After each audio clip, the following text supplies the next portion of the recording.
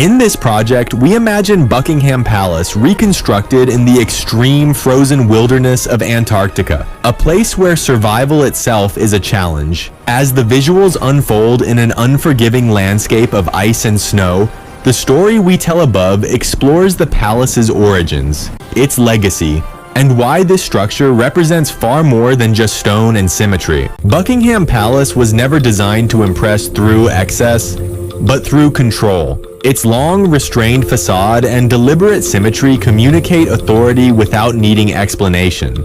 Unlike monuments built to dominate skylines, the palace sits grounded, projecting power through balance rather than height. This design choice reflects a deeper philosophy. The monarchy does not seek attention. It expects recognition. Over time, this quiet confidence turned the palace into a psychological landmark where even silence carries weight. The structure conditions how it is perceived, shaping the behavior of those who approach it, whether as visitors, officials, or heads of state. The transformation of Buckingham Palace mirrors the evolution of the British monarchy itself.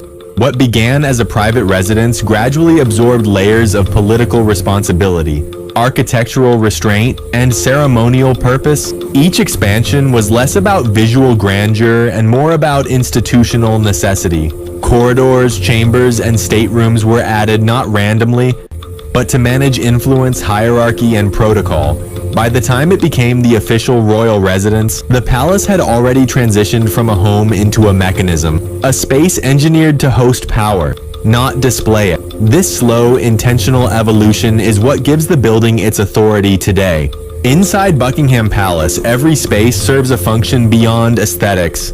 The arrangement of rooms follows a strict logic of access and importance, where movement itself is controlled. Staterooms are designed to guide attention, regulate pace, and frame encounters between the monarchy and the world. Private areas exist deeper within, shielded not by walls alone, but by spatial discipline. This internal order creates an environment where tradition operates effortlessly, without explanation.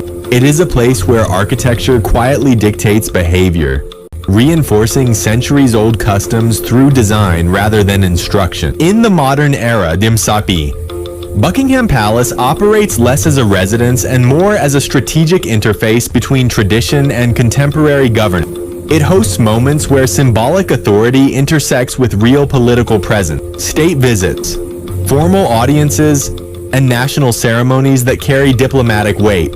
These events are carefully staged, not for spectacle, but for continuity. The palace provides a controlled environment where modern leadership engages with historical legitimacy. This is why it remains relevant, not because it resists change, but because it absorbs it without losing identity. When imagined in an extreme environment like Antarctica, Buckingham Palace sheds its geographical familiarity and reveals its conceptual strength.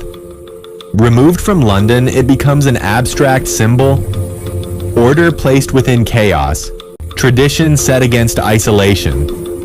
In this context, the palace is no longer tied to empire or nation, but to human structure itself. It represents how cultural authority can exist independently of location, climate, or era. The building ceases to be a place and becomes an idea, one that remains stable even when the world around it is unrecognizable.